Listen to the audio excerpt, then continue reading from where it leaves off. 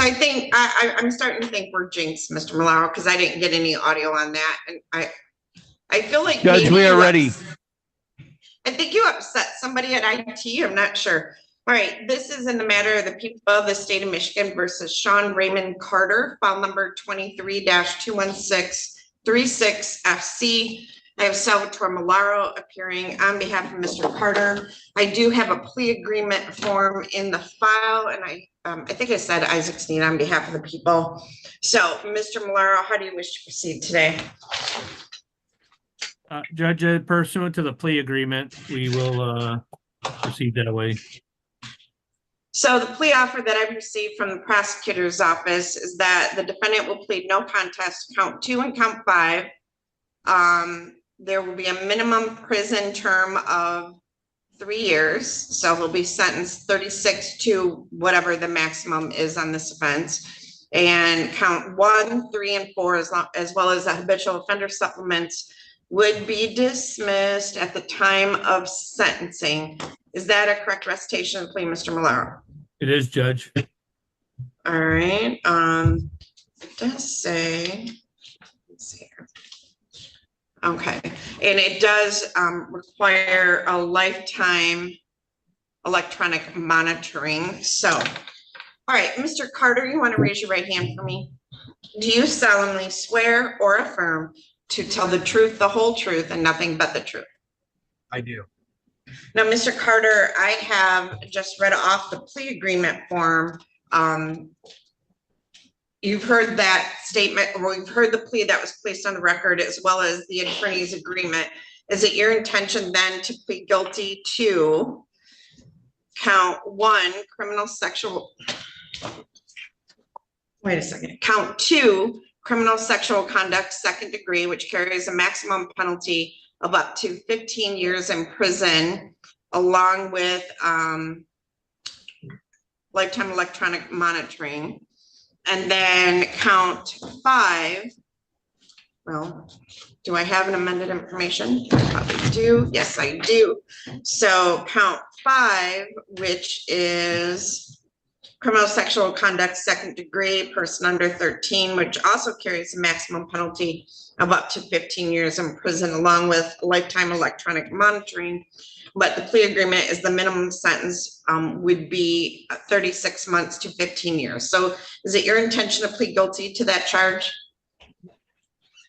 I would believe I was pleading no contest to those No charges. contest. I misspoke. Is it your intention to plead no contest? Yes. Okay. Are you satisfied with your attorney and the advice that he has given you? Yes.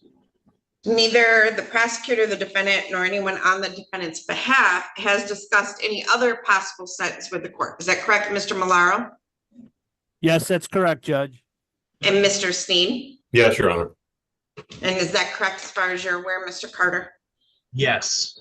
All right. If a no contest plea is accepted, there will be no trial. This means that you will be giving up rights you would have had at trial. I'm going to explain those rights to you now to make sure that you understand them. You have a right to a speedy public trial by jury. You may ask for a non-jury trial, and if the prosecutor and the court agree, you can have a non-jury trial. I'm sorry, hold on one second.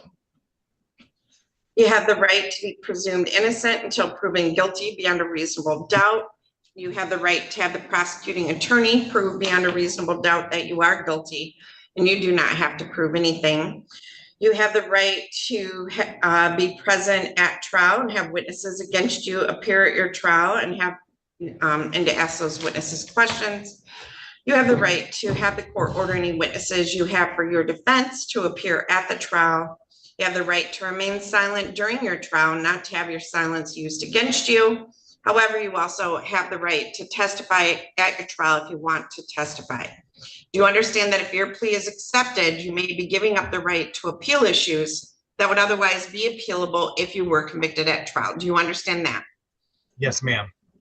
All right. Do you understand that any appeal from the conviction and sentence pursuant to the plea will be by application for leave to appeal and not by right? Do you understand that?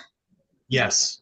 If you are not a citizen of the United States of America, a conviction of a crime may result in deportation, exclusion from admission to the United States of America, or denial of naturalization. And then once again, you understand you'll be required to register under the Michigan Sex Offender Registration Act, as well as be required to have lifetime electronic monitoring. Yes. All right. Do you have any questions about the rights that I've given to you? No, ma'am. All right, so, and your options are no contest or not guilty, all right, Mr. Carter? All So, how do you wish to plead to the charge that on or about the time period of August 1 of 2016 through May 31 of 2020 in the city of Adrian in the county of Lenawee, that you did commit the offense of under count 2, criminal sexual conduct, 2nd degree? No contest. All right, and then under count 4, how do you wish to plead to the charge that during the time period of August 1 of 2016 through May 31 of 2020 in the city of Adrian in the county of Lenawee, that you did commit the offense of criminal sexual conduct, 2nd degree? No contest. Okay. Has any, other than the Killebrew agreement that was reached between the prosecutor's office and your defense attorney, has anyone made any threats or promises to you to induce you to plead no contest to this charge? No. All right. Do you understand if I accept this plea, you will be giving up any and all claims that your plea is given as a result of promises or threats that were not disclosed to the court on the record during this hearing, or that it was not your own choice to enter the plea? Do you understand that? Yes. Is the prosecutor or defense counsel aware of any promises or threats or inducements other than the plea bargain to induce the defendant to plead no contest? Mr. Malaro No, Judge. and Mr. Sneed? No, Your Honor. Okay. And it was count 2 and count 5. Okay. All right.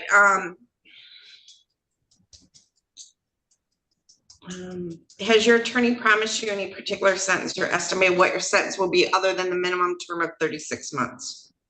No. Okay. Is it your own choice to plead no contest? Yes, ma'am. All right. So Mr. Sneed and Mr. Malaro, who would like to place the factual basis on the record? I defer to Mr. Malaro, Your Honor.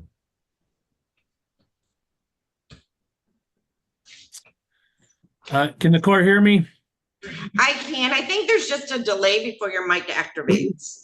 So All right. thank you. All right, Judge, I would believe that the state would be able to prove beyond a reasonable doubt if this case were to go to trial that on or about or between August of 2016 and May of 2020, that Mr. Carter would have engaged in criminal sexual conduct with a minor child under the age of 13. Without that child's consent, not that the child could consent. And that again, a second offense occurred, given the same set of circumstances in the home of, I think his, the family in which he was staying. 2 minor children, both under the age of 13. Okay. And Mr. Sneed, do we need the nature of the contact? I think for the record, it would be beneficial to have some more specific facts rather than just a reference to criminal sexual conduct, Judge. Okay, all right, So- all right. Let me give it another shot.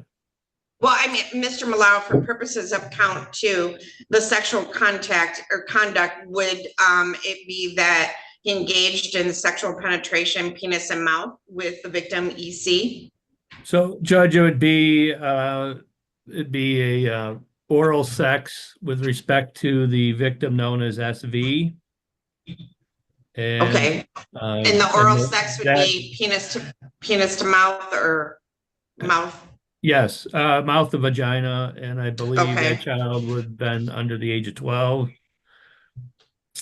I'm sorry. And then, It was, yes, mouth to penis, sorry, mouth to penis. And I Judge, believe I that same, apologize. This is my case, Allison Arnold, for the people. I didn't realize it was being called. I can step in for the factual basis. It was penis to mouth contact with both children between August 1st, 2016 and May 31st, 2020. The girls both being under 13 at the time, and the defendant being 17 years of age or older. Okay, and it was, okay, was that fine, And this- Mr. Malaro? Go ahead. yes, Ms. Arnold. that's fine. That's fine, Yeah, Marty. this all comes from Lenawee County Sheriff's Department Report 200006882. And does the court have the amended information we filed yesterday? I have the amended information as well as the plea agreement form. Okay, because there was another amended information floating out there. I don't believe we ever filed it, but the one that was filed yesterday should reflect the date range of 8/1/2016 to May 31st, 2020.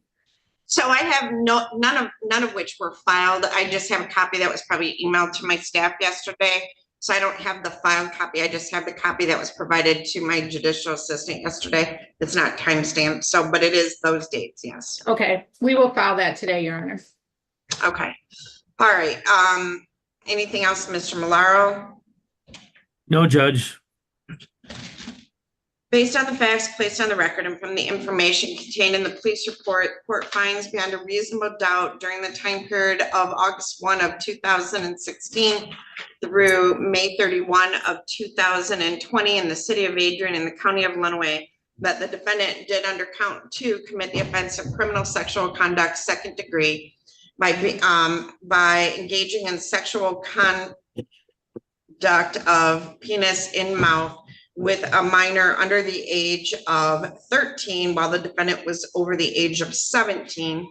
And then under count 5, court finds that the defendant did engage in criminal sexual conduct second degree during the time period of August 1 of 2016 through May 31 of 2020 in the city of Adrian in the county of Lenawee by engaging in sexual penetration mouth to penis with another minor under the age of 13 while the defendant was over the age of 17 and therefore did commit the offense of criminal sexual conduct second degree, and those counts, and the court will accept no contest plea. Has the court any additions, Ms. Arnold? No, other than the sentence agreement, of course, that the defendant shall be sentenced to a minimum term set Yep. at 3 years, and the court should have a copy of the We already, signed agreement. yep, All right, yep, okay. we put that on Thank the you. record. Thank you. Yeah, sorry All to right, chime in late. It's okay. Has the court complied with MCR 6.302 B, C, and D? Ms. Arnold? Yes, Your Honor. Mr. Malaro? I believe the court has, yes. Okay, accept the plea. It has been given understandably, voluntarily, and accurately. The defendant has full knowledge of his rights. He does have competent counsel. There is a Killebrew agreement that was struck between the prosecutor's office and the defendant, and the court, barring some extraordinary circumstance, will honor that. So I will set this matter for sentencing on September 27th at 8:15. Are you available that day, Mr. Malaro? Yes, I am available that day, Judge. I'm available. Can you speak up, Mr. Malaro? I'm sorry. I'm available that day. Okay, thank you. Mr. Carter, you do have the right to be present in person for sentencing. Do you wish to be present in person, or do the people have a request on that? Judge, we don't have a preference whether Mr. Carter's here in Okay. person or not. I'd leave that up to him. Okay, so Mr. Carter, do you wish to be present in person or via Zoom? In person? Okay, so I will mark down in person. Mr. Carter, somebody from the Michigan Department of Corrections is going to meet with you, and they will ask you questions about your background. So be truthful with them about your background. Obviously, you pled no contest, so you are not required to make any statement regarding the incidents that are alleged and that you have pled no contest to. Do you understand that? Yes, ma'am.